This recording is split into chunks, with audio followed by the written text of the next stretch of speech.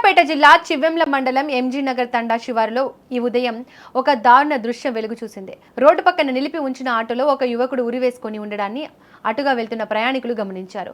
ఆ దృశ్యం చూసి భయంతో వణికిపోయిన స్థానికులు వెంటనే పోలీసులకు సమాచారం అందించారు. ఘటనా స్థలానికి చేరుకున్న పోలీసులకు మృతుడు రత్నావత్ మణిభార్గవ్ అని తేలింది. ఆటోలోని ఇనుప రాడ్డుకు అతను వేలాడుతున్న తీరు చూస్తుంటే అనేక అనుమానాలు కలుగుతున్నాయి. మణిభార్గవ్ అంత పెద్ద నిర్ణయం తీసుకునేంత పిరికివాడు కాదని, దాని వెనుక ఏదో పెద్ద మిస్టరీ దాగి ఉందని గ్రామస్తులు చర్చించుకుంటున్నారు. అయితే ప్రస్తుతం ఈ ఘటన సోషల్ మీడియాలో వైరల్ అవుతోంది. మృతుడి కుటుంబ సభ్యుల రోదనలు మిన్నంటున్నాయి. మణిభార్గవ్ కు ఎవరితోనైనా గొడవలు ఉన్నాయా, లేక ఆర్థిక ఇబ్బందులు ఏమైనా అతనిని కుంగదీశాయా అనే కోణంలో పోలీసులు విచారణను వేగవంతం చేశారు.